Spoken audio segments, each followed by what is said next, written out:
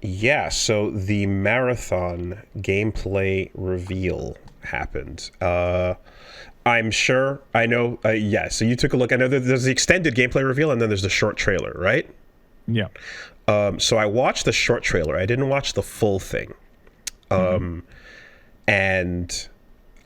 as an outsider,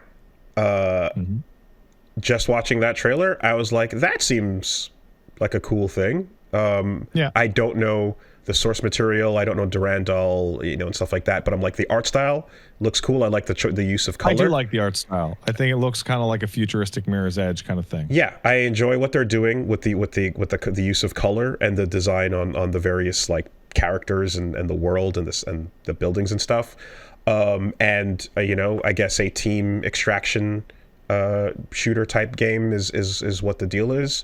I don't have, so like we talked about with Devil May Cry before, I don't have attachment to the source material, so I kind of just saw something that I thought was like, oh, that looks cool, that looks interesting, and that's the end of thought. Head empty. Okay, so my exposure to Marathon is exclusively watching the Mandalore's retrospective on those game stories. Like I have absolutely no I don't know shit about shit when it comes to Marathon. Oh, okay. I know that it's the thing they made before Halo. Right? And it's got the cool logo with the circle and then the other smaller circle. Yeah. I like the logo. It's nice. So I got contacted by Bungie like 2 months ago asking me to please co-stream that event. And then they sent me a package of doodads that I have not shown on stream because they're not that cool. And if I did, I would have to put #ad in it. They're all just sitting in the box.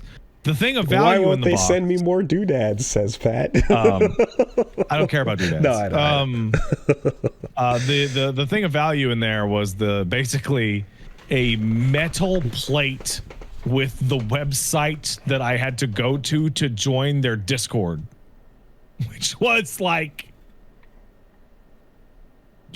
way too many steps to join the creator Discord. What's in the Discord? And the reason for joining that Discord was so that if you co-streamed the event, you would get alpha codes to give away to your audience. Okay. So I co-streamed the event, and then I gave the alpha codes away to my audience. And the alpha's going to be like the 23rd or 24th or something. It's going to be in a couple weeks. And then I watched the event, and I have some experience with Destiny 2, and I've also played them Halo games. And Bungie makes really incredible shooters. Any Tarkov? Did you play any Tarkov? No, sir. Okay. The Bungie makes incredible games where you shoot guns. Like shooting is fantastic. And I would say that their particular skill set is way better suited to a full-scale multiplayer extraction shooter than it is to a live service MMO. Like it's more focused on getting into a map and shooting people than it is to long-term content delivery plans and shit like that. I guess the thought is PvE stuff they've done for the Halo single-player stuff has also been pretty fun. And also for the raids and Destiny and stuff like that. And all the problems with Destiny was always about how it was run as a live service game. Playing Destiny fucking kicked ass. It was just all the large scale decisions were always god awful. And that's why people still play Destiny now. It's because playing Destiny rules. Playing Destiny regularly sucks. If that distinction like hits. Keeping up with it. Right. That little short trailer, when you say the short trailer that you saw, you're talking about like the filmic like tone trailer that's like CG and all the different robot bodies. Not the first reveal. The one that the gameplay overview where there's a narrator breaking down the planet, the mode, the characters, the stuff that's going on, and how the game works as a team. So talking about Marathon is kind of linked to talking about the event in which they showed Marathon, because the Marathon live event was super weird. It was really fucking weird. So it was on a stage inside, I believe, like Bungie's studio or like a place that Bungie rented. And the first half hour of the pre-show was them putting a camera on a robot that would then walk around their offices. And like, look, you're like in the Bungie office. And it was super strange.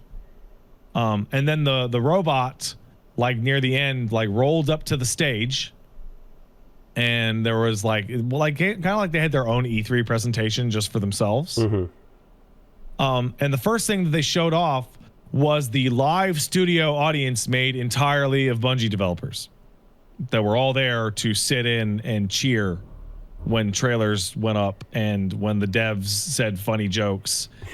And it was fucking super weird, like right off the bat. Okay, so just fucking strange. If you need a little perspective on that type of thing in development, that's normal for studios to do internally if they have like a studio room or a presentation room. Well, just internally, what'll happen is there'll be presentations where they'll show off stuff, and then like the studio will be the audience watching, you know, the compiled footage of what everybody has worked on together and seeing the final implementation, you know. But typically that's not what gets filmed and put out as promotion, certainly, or so where the announcements strangest happen. part was that like you have all these devs who are essentially watching their bosses put on a presentation to clap for them. Like it felt really odd. So then they showed the gameplay overview when it's not and stuff like that. Sorry, when it's not for showing people who the audience. Yeah, I understand that. It's a more normal thing internally, but for that to go external is odd for people to learn about the game that way. Because it's in front of the audience, so that like when they show it off and everyone's like, as opposed to a real audience. Yes, 100%. Like that's not the real audience. That's the people working on the game. That's them. And then they did the gameplay overview, and then they did some interviews, you know, back and forth questions and answers with like a bunch of the leads, and then they showed some more gameplay, and there was an incredibly strange tone to them talking about the game that I will blame the setup. And maybe what you said earlier is like this is more normal for internal use only rather than showing it off to everybody. You had 3 devs talking and like one guy interviewing them, and like they kept talking about the game and the characters in it and the experience they were having like the game was out and the audience already knew and was familiar with like the classes and the characters because the audience in the room was familiar with the characters. That's a flub. I've seen that before with like E3 stuff as well. I can't think of specific examples, but I've seen that before in promotion where like the people talking about it are too inside making cracks about like, oh well, there's this person, and like almost like there's at one point somebody's like, oh, any glitch mains in here? Yeah, and like and I'm like, I don't know what who glitch that is exactly. is. That's a miss. Don't do that. That's bad. Was it For Honor? I forget, but I feel like there was a game that kind of had a bit of that. The like the Treehouse style discussion where but it's just between Treehouse members. You know, super internal. And I was like, people who are more familiar with Bungie's presentations is like actually Bungie presents a lot of this stuff in this way fairly often. I didn't know that. But it was like a lot of weird in-house like inside baseball talking in between gameplay presentations. And Marathon is a Bungie shooter, first-person shooter extraction game.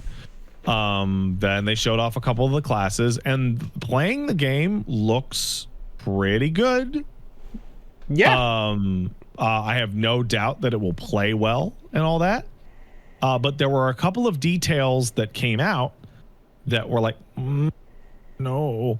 And there were a couple of details that they like very intentionally did not put out that were also like, oh. So the first thing that happens is they go, we're going to bring you characters and progression and faction, the spiel, right?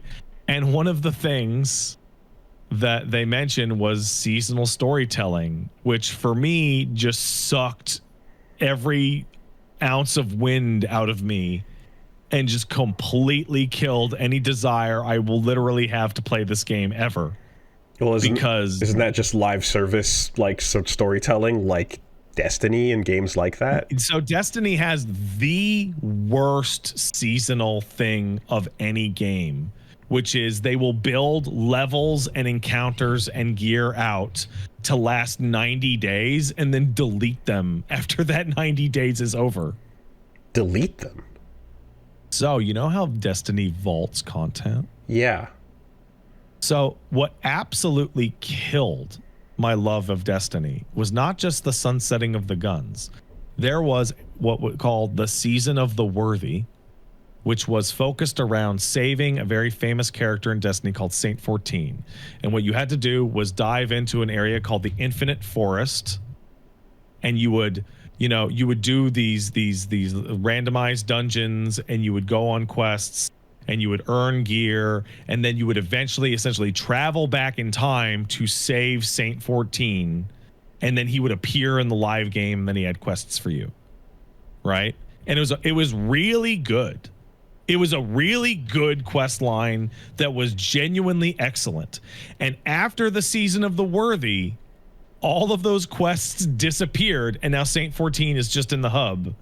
And the idea is like, hey, how'd Saint 14 come back to life? Isn't he dead?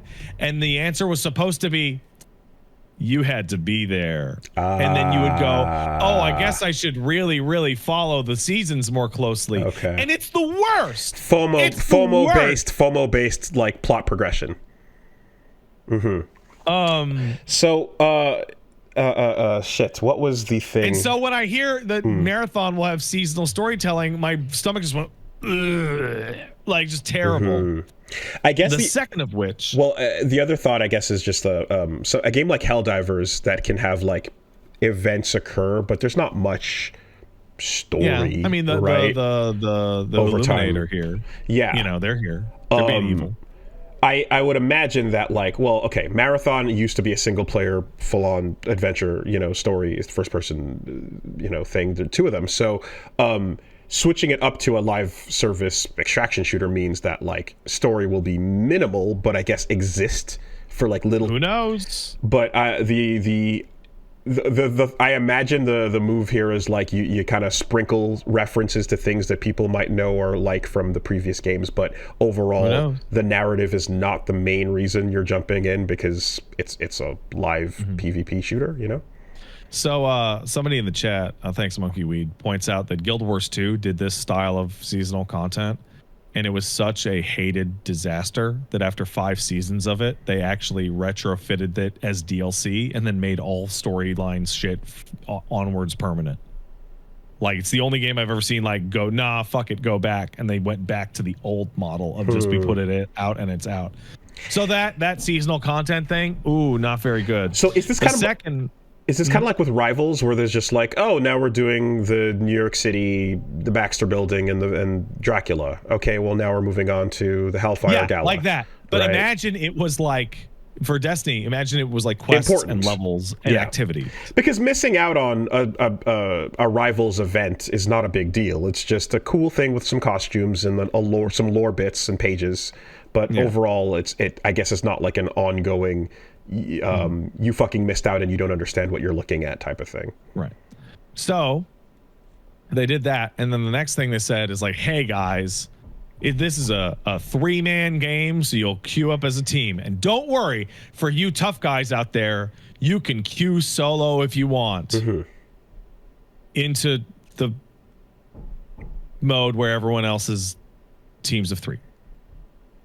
Yeah. I saw that in the trailer, which is like, no, that's not what. Why the fuck is this such a fucking focus for you in Apex? Why is this so fucking important? Why can't I just fucking play a version of the game that's free for all? Like, why? Why does it have to be fucking not 3v3. Like, god damn it. Not looking into that feature, I kind of was wondering, I'm like, if you go in solo, do you get like better rewards, or is there like a balance around that or something? No, you get shit. Okay. I don't get it. I don't get it. Even fucking Fortnite has fucking solo only. Why aren't you as good as Fortnite? Oh, where everybody else is solo as a mode, you mean? Yeah. Yeah. Okay. No, that's what I mean. When I say solo queue, I'm like, why are you?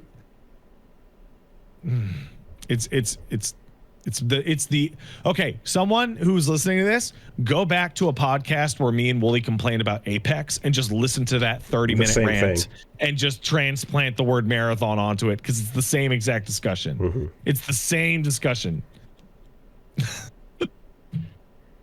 And then something happened that did not give me a lot of really good faith in this game. So, the way that they wanted to give out the alpha codes was that they wanted to have one guy at Bungie check to see if you were co-streaming the game and then send you the codes on Discord. But they invited too many people to do it, and the event ended before most of those codes had gone out. So that guy had to then bust his ass and like go through VODs and shit.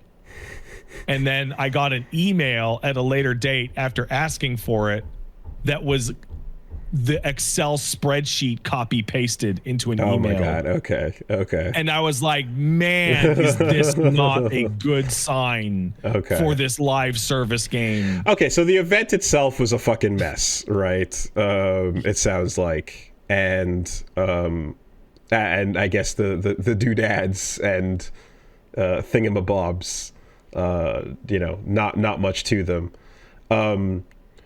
But I mean, yeah, I guess gameplay wise, if you are somebody that is a fan of the franchise that's wanted a sequel to that for a long time, I can imagine then there's nothing here for you. I can imagine the immense disappointment and being like, fuck, you're using the name, but we're not getting, Marathon 3. I'm gonna send you a screenshot of that email, and you're gonna see what I mean. Like this was I see. No, I see. Just dropping this was like a fucking, the XLS file, hurrying his ass off to get those fucking codes out. That is raw.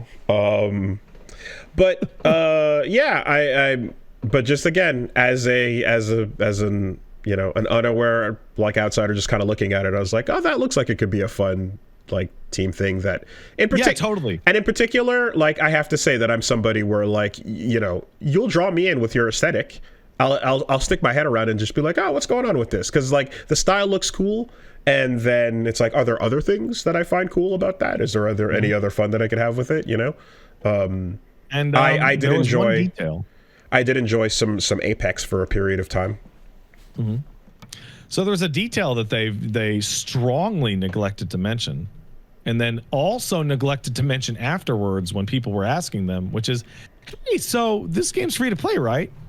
No, Bungie's a premium title, and we feel that the price will reflect that, which then got reported as to be a full price game. It'll be a full price game. Yeah, I saw that part. Yeah. Which they then responded with, "We didn't say it was full price. We just said it was premium." And it's $40. And I would like to point out, I'm not an English teacher. The word premium has come to mean literally full means price. the top of the expected price range. Yeah. That literally means full price or higher. Connotatively, we've come to use it as full price. That's what premium gas is the expensive gas. Mm-hmm. Premium cheese is the expensive cheese. Premium means full price or more. Bad word. It feels like they wanted to say, this is going to be so much value. It's like such a good game. Oh, you'd be begging to pay us more when it's like $40. But instead, everyone took the word to what it fucking means, which is full price. I think it is crazy this game is not free. I think it is nuts that this game is not going to be free. Has Bungie ever done free to play? Yeah, Destiny 2 is free to play right now. And it's the shittiest version of the game you could ever imagine. Was it on launch? No. No. There was because I remember there was the talk about the Taken King. Yeah, that was Destiny 1 DLC that was like a thing on release for when 2 came out, and I remember there were discussions about like paid stuff for it. So yeah, okay. So let me just give you a short history of how fucked up the free-to-play thing for Destiny was. Destiny 1 comes out and they put out regular expansions, and then the game has a really good final expansion, and that's that. Destiny 2 comes out and has the Red War campaign, and then it has 2 expansions, and then it has a bigger expansion, and then I think there's another one after that, and then they start vaulting content. And then at some point it goes free to play and they vault more content. And now that it's free to play and I've paid for a bunch of the game, I paid for like $120 worth of the game, most of the stuff that I paid for in the non-free to play version no longer exists. Is gone. So now free to play Destiny exists, but you can still buy seasons and campaigns and DLCs, but some of them are gone and you can't play them anymore. And when you load into Destiny 2 at the free to play version, or any version, you load into the Destiny 1 starting mission instead of the Destiny 2 one. So and then you get to the hub and it just goes, do whatever, because there's no main story anymore. It's miserable. It's so bad. So Bungie has chosen Concord's Gambit. Yeah, a little bit. Is what's happening here. Yeah. Tarkov is free as well, right? I don't know. Like, if most of your competitors in this space are free to play, it feels like... I'm going to say no. Is it not? Okay. Escape from Tarkov is purchase. There's a purchase thing. Okay. Yeah. No? Okay. So, like, because I'm like, how many of its direct competitors are free to play? $35. Tarkov is $40, $35. Yeah. Yeah. Okay. So around the same price as that. Apex is free.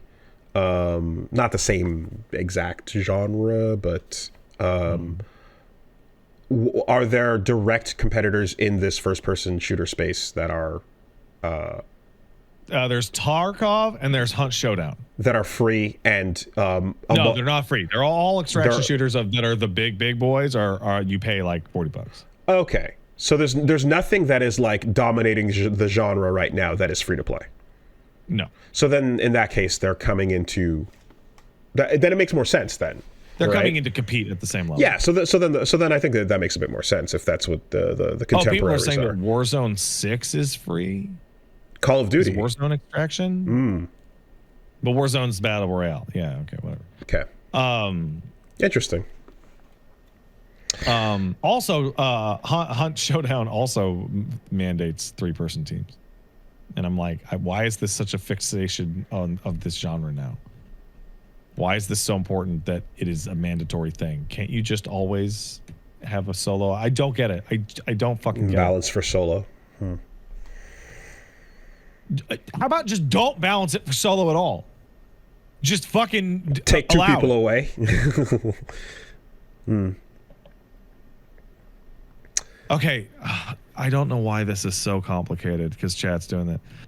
Hunt doesn't mandate 3-person teams to start, but you can't queue in by yourself into a version of... Oh, you can solo against solos in Hunt? Oh, then it's extra stupid that you can't... Oh, I'm going to start playing Hunt Showdown. Fuck this. Oh, okay. I'm gonna start fucking playing Hunt Showdown. Thank you for informing me. Wow, that's extra. I'm extra stupid and pissed off about Marathon. Hunt Showdown's doing it. You should do it. Yeah, that's it. That's the discussion. I don't have this gripe, but I get it. I just... If you played more Apex Legends, you would. Well, so that's the thing is like doing it when I did it solo queuing with randoms. I was like, yeah, this is abysmal, and I'm not. I'm not down for this experience. So I'm like, okay, I'm never playing it that way again. And I just kind of was like, all right, gotta talk to people and get friends on the line and do it that way. I'm gonna fucking play Hunt Showdown. I'm fucking buying it right now. No, but options, yeah, for sure. That's way better for it.